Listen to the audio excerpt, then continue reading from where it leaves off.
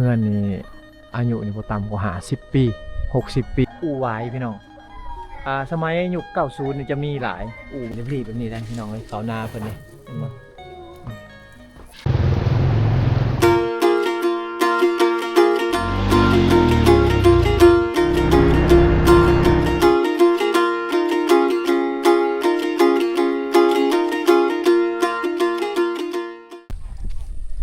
กับทักทายสบายดีสวัสดีพ่อแม่พี่น้องเมื่อสักครู่ทุกคนคือเก่ายินดีต้อนรับทุกคนเข้าสู่ช่องบ่าวโหนดพะเลาะพี่น้องเอาอีพีนี้บ่าวโหนดกะ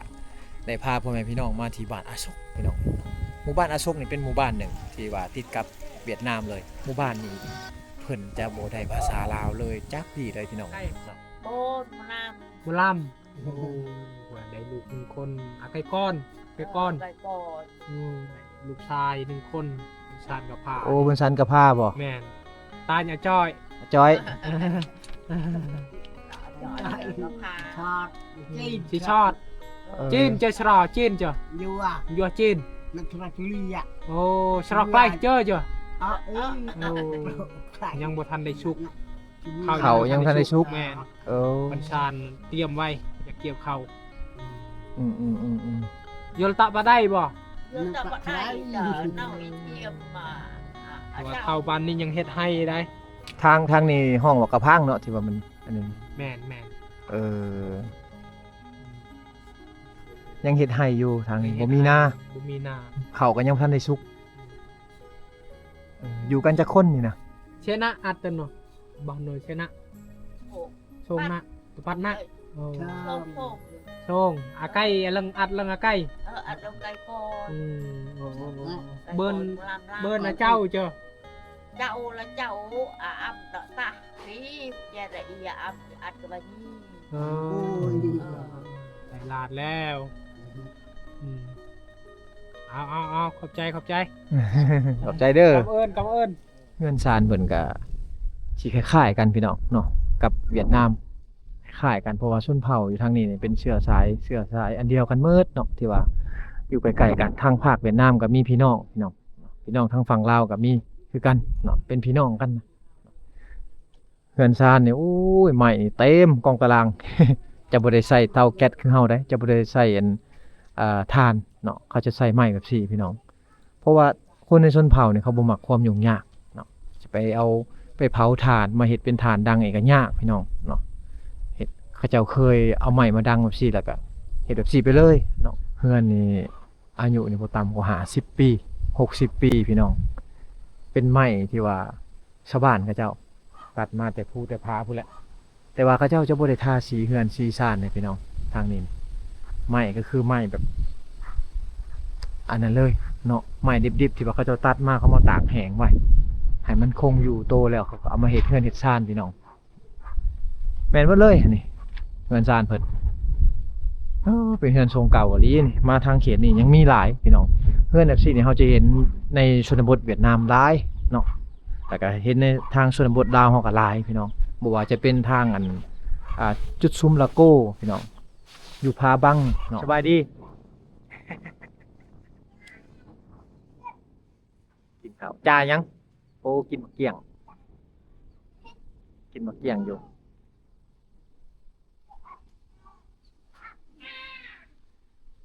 โอ้ยฝนตก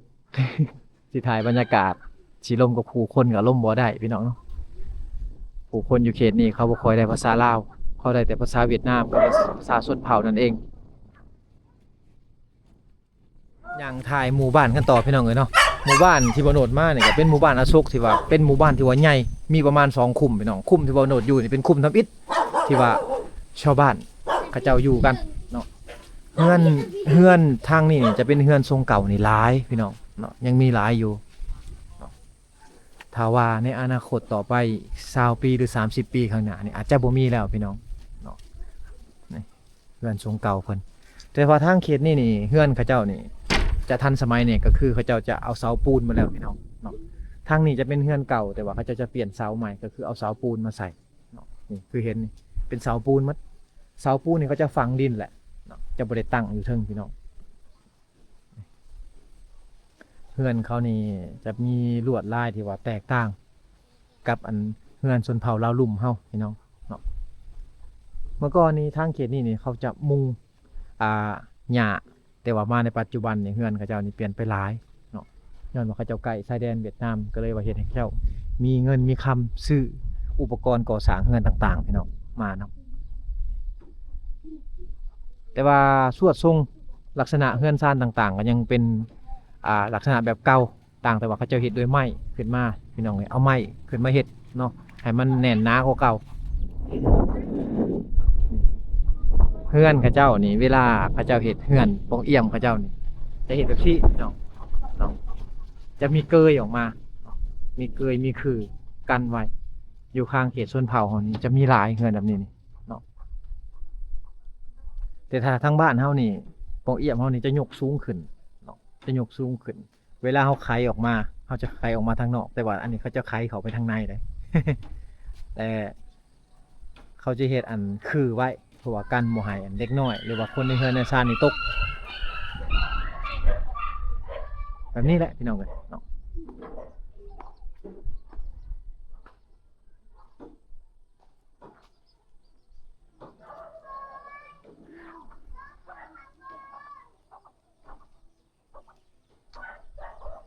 จะเป็นเป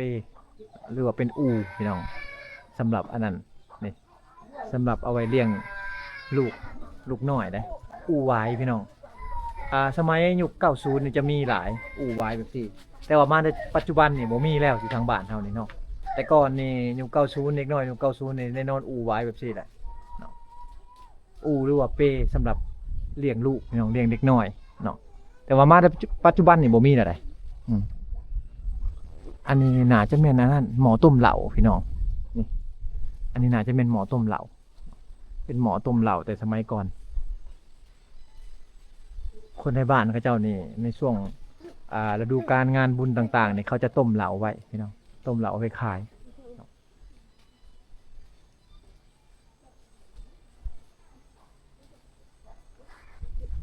หลังนี้ยกสูงเลยหลังนี้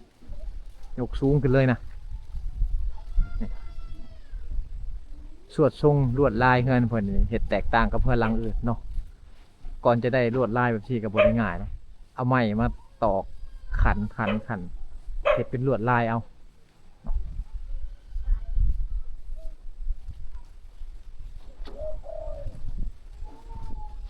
อันนี้เหมือนจะแหน่งหมอต้มเนาะต้มอย่างนี้โอ้หมอต้มน่าจะต้มอันนั้นเขาเกลือหมูตัวนี้นะเนี่ยเนาะคล้ายๆกับหมอต้มเหลา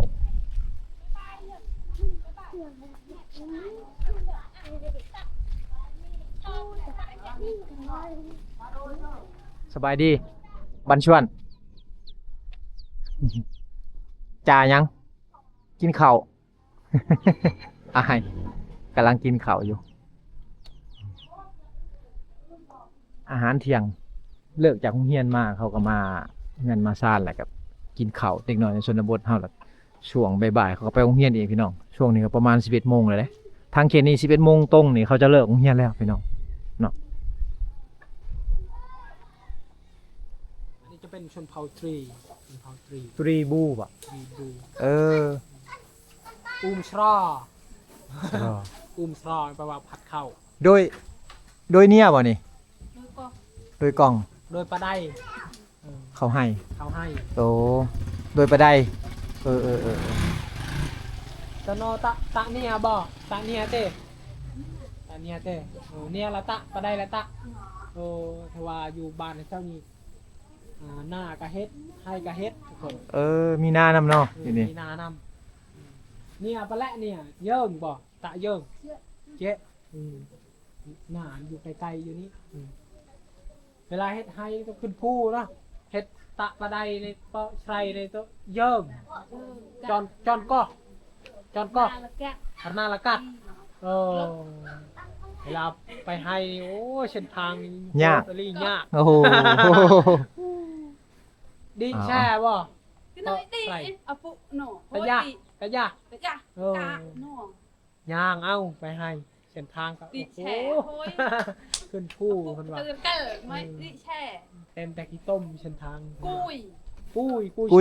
กุยสลอยเนาะ ปุ้ กุยชรออีกมาแต่ไฮแล้วกุยชรอแปลว่าอองนั้น อองเขาอองเขามานำ พี่น้องเลย ามาเวลามาแต่ไฮทุกคนเส้นทางนี่ก็เต็มแต่กิจมมันมาแต่เขาต้องอดทน ต้องได้เฮ็ดเนาะ ตอนนี้เฮ็ด เพราะว่าเป็นกิจวัตรประจำวันของชาวบ้านเขาจ้ะพี่น้องเอ้ยขอบใจเด้ออ้าวนี่เลยมาในช่วงนี้ก็อยากเงียบๆแน่พี่น้องเอ้ยเนาะไผก็อยู่เฮือนไผเฮือนมันนะเพราะว่าฝนตกไปไสก็บ่ได้เขาเพิ่นก็ยังไปพัดอยู่เทิงพุ่นเนาะอยู่เทิงเฮือนพุ่นน่ะทางอันชนเผ่าอันปะโกะพี่น้องเนาะบางหลังคาเฮือนที่ว่าเขาเจ้าเข่งอริยรอเนี่ยเขาบ่ได้เอาเขาเพิ่นเทิงเฮือนได้เนาะ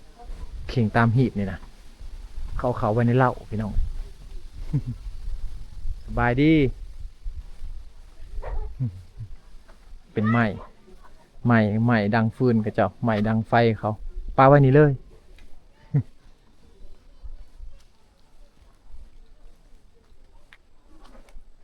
บันชวน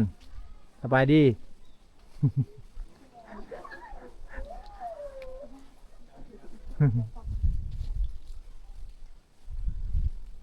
ทางเขตนี่แม่นบ่ฮู้ภาษาลาวเลยนะคำแม่นว่า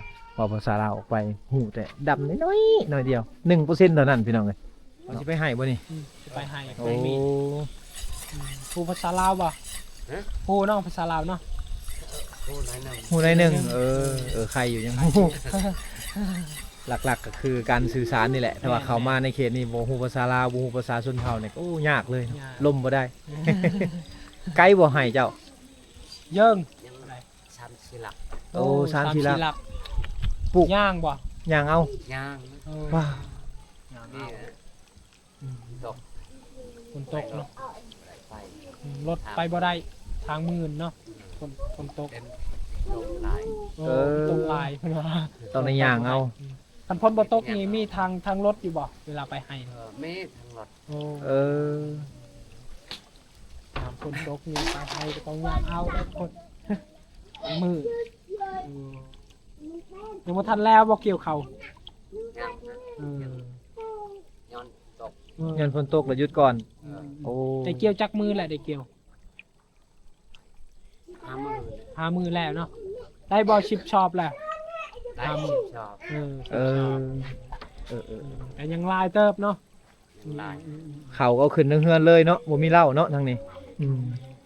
มาสุนทรปโกะนี่จะเฮ็ดเหล้าอีกได้ แม่น เหล้าเข้าเอาขึ้นเฮือนบ่ได้ เอาขึ้นเฮือนบ่ได้ ผิดของประเภทนี้ของเขาเจ้า แต่ว่าทางนี้เอาขึ้นได้พี่น้อง ขึ้นได้ เอาอันนี้ใส่น้ำประปาบ่น้ำลิ้น น้ำเล่น โอ้น้ำลิ้น น้ำลิ้น เออ อันนี้บ่มีน้ำปลาปลา บ่มีน้ำประปาเนาะ น้ำเล่น เพิ่นใส่น้ำแล้วเป็นน้ำลิ้นพี่น้องเอ้ยเอาของมกกับใจบ่เอ้ย ขอบใจขอบใจ ได้แล้ว อายเนาะเราอาย อายบ่ยอมเบิ่งกองเลย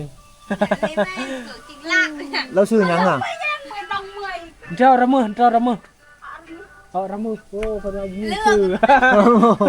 เราบ่มีชื่อ เราบ่มีชื่อ ขอสิห้องจำได้เนาะบัด สิเฮาก็ได้บัดนี่เอาระมือเจ้าดาอันนู้นใหม่โอเค เรื่อง เรื่องโอ้ชื่อเรื่อง อายุเราจักปีแล้ว อายุราวจักปีแหละนั่นแหละตัวไม่ตัวโรย เราอายพี่น้องอายแฮงเลยหมด โอ้ยยอมเบิ่งเลย บ่ยอมเบิ่งกล้องเลย เอาขอบใจเด้อหลานเด้อ ขอบใจเบิ่งจ้าเข่าเลย เขาให้เนาะ แม่นเข้าให้ เออ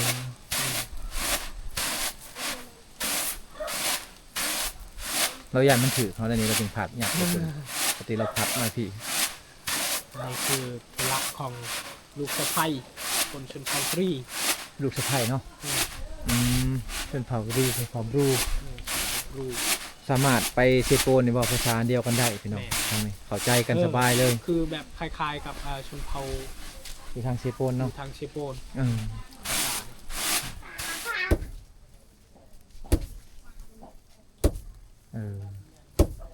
เคยเห็ดแล้วเนาะ แม่น เป็นเรื่องปกติของเขาพี่น้อง อยู่ทางนี้ผมมีจักรสีเขา บน บางบ้านเขาเห็นถ้าว่ามีไฟฟ้าแล้วก็จะมีจักรสีขาวเนาะ แม่น เว่าเรื่องเศรษฐกิจครอบครัวบางครอบครัวที่ว่ามีเงินเนี่ยเขาก็ซื้อ อืม ซื้อจักรสีขาวพี่น้องลูกไผ่ก็สิสบายไป อืม แต่ว่า มีก็อดเอา อดเอา พอหาเงินได้แต่ซื้อจักรสีขาวมา แม่น เอานี่แหละก็คือหน้าที่ของผู้หญิงในชนบทพี่น้องเลยเนาะการเรียนรู้ทุกอย่างก็ต้องเรียนรู้แต่น้อยๆบัดไปอยู่นำแม่เฒ่าบ่สิไปอยู่นำย่าแต่งครอบครัวไปสร้างครอบครัวไปก็ต้องได้เฮ็ดอืมอุ้มลูกเมื่อเนาะ ได้แหละ เมื่อเฮือนบ่ โดย เฮือนอยู่ซื่อเด้อ เออ ไกลบ่เฮือนน่ะเยิงบ่ ได้จิเจ๊ใน เออ เออ อันนี้ฮะบ้านอาชกบ่ บาราชกโดย ออกไปนี่มันเวียดนามบ่ โดย ไกลบ่จากบ้าน ตรีบ่อยู่พุ่นทำชิลัก ประมาณ4ลัก ชิลัก 4ลักแล้วฮอดชายแดนเวียดนามเลย โดย เฮ็ดหนังสือเข้าบ่ทางนี่ เฮ็ดหนังชื่อได้บ่เฮ็ดหนังชื่อหันบ่ให้ไปได้เบียด บ่ให้ไปเนาะ โอ้ โอ้เดี๋ยวนี้เสียคนเท่าไหร่เลยเฮ็ดหนังสือเขา เชียร์ชิพัน 10,000บ่แพงเนาะ บ่แพง บ่แพงเฮ็ดไปประมาณจักมื้อเขาเฮ็ดหนังสือไปเวียดนามนี่ ไปมื้อนี้ก็จะหน่อยก็มื้อนี่แหละมาเอามา10,000แล้ว ไปกลับ ไปกลับ อืม ด่วนบ่ได้ให้นี่ เอา ไปด้นนี่เพิ่นบ่ให้บ่ บ่ให้ บ่ให้เนาะ ไปกลับนี่ได้ ไปกลับนั่นได้โดยเอาขอมขอบใจหลาย เออ ๆเพิ่นสิว่าเฮือนเพิ่น เฮือนเฮือนนะพุ่น อยู่พุ่นบ่ นี่นะไกลๆนี่ อ้าวพี่น้องเขาอยู่ทางนี้นี่เขาจะบ่ได้หูดเอา จะเกี่ยวเอาหยัดใส่สอบลงมาแต่ภูบ่ได้เนาะตัวนี้น่าจะเป็นเขาหน้าเนาะ แม่น เขาอยู่หน้าก็ยังบ่ทันได้สุกปานใดนี่ เขาว่าเขาให้ได้นี่ได้ เขาให้บ่ อืม โอ้เขาจะบ่ได้หูดเนาะ แม่น ทางนี้ ยังบ่ทันได้สุกเนาะ เออ เห็นอยู่ ยังบ่หูดนะมีแต่เกี่ยวเอาแล้วหยัดใส่สอบมาเลยพี่น้องตรงนี้แม่นหมดเลยแม่นหมดเลยที่ว่าเพิ่นปาไว้นี่ก็แตกต่างกันไปได้อยู่แต่ละบ้านแต่ละเมืองก็บ่คือกันเนาะการที่ว่าเขาเจ้าเฮ็ดนาเฮ็ดไร่พี่น้อง อันเบิ้นเชะบ่าวโดยหนา หนึ่งองหมู่บ่าว องค์หมู่บ่าว ได้จักสอบ เอานานี่ได้แต่หนึ่งชอบ ได้สอบเดียว โอ้โหเพิ่นได้สอบเดียวพี่น้องเอ้ยหน้าบ่หลายเนาะหน้าน้อย นาตะบึนชะอุ้ยเนี่ย มัวน่ะเบียเบี้ย นาน้อย เขาหน้านี่เป็นเม็ดเล็บๆเนาะ ๆแม่นเป็นเม็ดเล็กๆแบบนี้ เม็ดเล็บๆแบบนี้ได้พี่น้องเอ้ยเขาหน้าเพิ่นนี่เห็นบ่ แซ่บได้ ได้สอบ บ้านช เดียว วนบ้านชวน อันนี้เมียบ่เมียเจ้าบ่ นี่บ่แม่นคิดว่ามีอ่ะขอโทษ บ่ได้ง่าย อันนี้เอามาตากแห้งไว้แล้วสิตำนี่เนาะมันนี่เนาะ แม่นอุ้มชราเกเตียงพัดแล้วก็ตาก ตาก แล้วกรอกเน็ต อันนี้ก็แม่นนี่เขานี่เที่ยวเพิ่นตากไว้ช่วงในช่วงฝนพี่น้องเอ้ยช่วงฝนแหละเขาตากเขาบ่ได้ไปใช้กันเนาะต้องได้ตากไว้อยู่นี่ไว้อยู่ในเดินบ้านนี่บ่ได้เลยเด้ต้องให้บางคนนี่เขาจะบ่มีแบบซี่นี่เขาตากไว้อยู่เทั้งเฮือนพุ่นพี่น้องเนาะเขาเนาะสมมุติตากจังซี่นี่โอ้บ่มีข้าวกินแหละได้บ่50ปีเฮือนเจ้า บ่50 ปีเพียง บ่แม่นเขาฮะเขาปีแต่ปี2000 2005 2005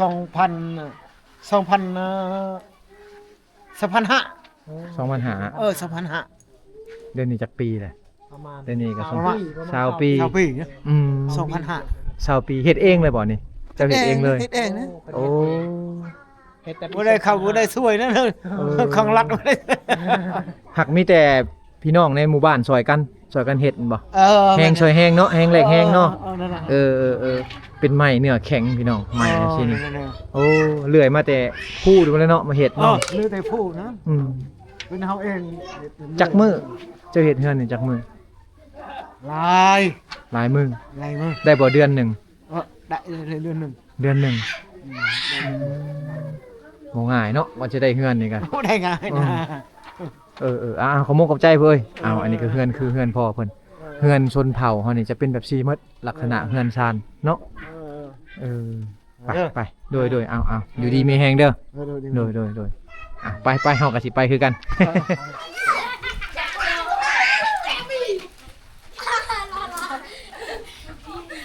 บันชวน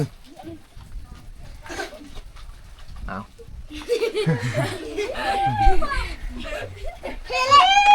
นี่คือการละเล่นของเด็กน้อยในเขตชนบทเฮาได้เนาะยุค90นี่ยังได้ลิ้นอยู่พี่น้องลิ้นบีนี่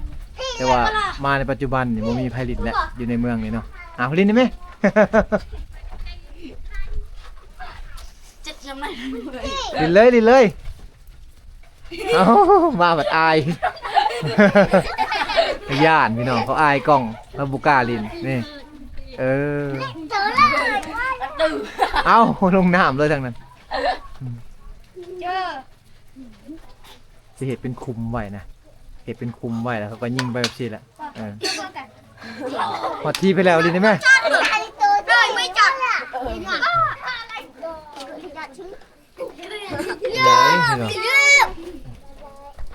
ไปเลย เขาพากันอายกล่องเนาะ คือปลาหรอบ่ลง นี่ที่ได้ที่แหละบ่ได้ไปใช้นี่นี่ มวยมันชื่อมวย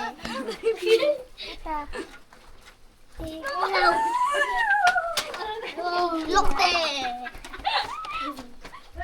ไอ้นั่นน่ะกะเดี๋ยว เออเอา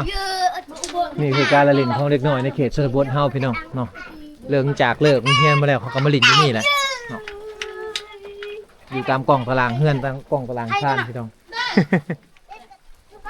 กิจกรรมก็บ่มีหลายพี่น้องฝนตกเนาะหมู่บ้านเพิ่นนี่เป็นหมู่บ้านที่ว่าโอ้ยอยู่ตามชายแดนลาวเวียดนาม เวลาเขาเข้ามาในช่วงนี้นี่เวียดนามฝนจะตกแห้งทางลาวเขาก็ได้รับผลไปนำพี่น้องก็คือเพิ่นอยู่ใกล้ๆกันก็คือกันเนาะก็เลยว่าเฮ็ดให้อัน ได้รับผลกระทบไปนำพี่น้องเนาะฤดูกาลต่างๆที่เวียดนามมีชายแดนลาวเวียดนามเฮาก็มีคือกัน